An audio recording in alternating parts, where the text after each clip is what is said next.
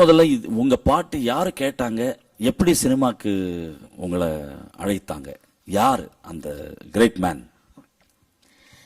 நான் வந்து நிறைய மேடைகளில் பாடியிருக்கேன். ஆமா. கலை இலக்கிய மேடையில் பாடும்போது கவிஞர் ஐயா அறிவுமதி அவர்கள் வந்து ஒரு மேடையில நான் பாடும்போது உட்காந்து பார்த்தாங்க. சரி. அப்ப இவங்க தான் அறிவுமதி ஐயான்னு எனக்கு தெரியாது. மேடை ஏறி வந்து நான் பாடின பாடலெல்லாம் கேட்டுட்டு மேடை ஏறி வந்து என்னைய தோலை தட்டி கொடுத்தாங்க.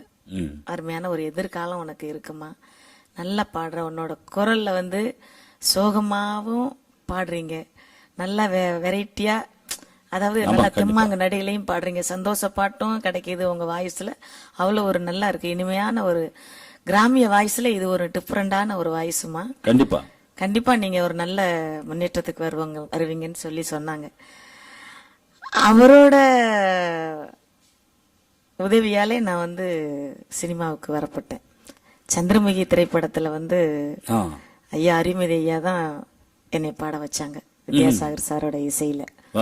கண்டிப்பா அவங்க 2 பேருக்கு நான் காலத்துக்கு நன்றி கடன் பட்டிருக்கேன். கண்டிப்பா சொல்லி வித்யாசாகர் ஐயாவும் நல்ல எனக்கு அடுத்த படம் பாடுறதுக்கும் எனக்கு சான்ஸ் கொடுத்தாங்க. முதல் பாட்டு அது சந்திரமுகி படத்துல ஒரு நலுங்கு பாட்டு, அதாவது கிராமத்து கல்யாண வாழ்த்து பாட்டு. அந்த பாடல்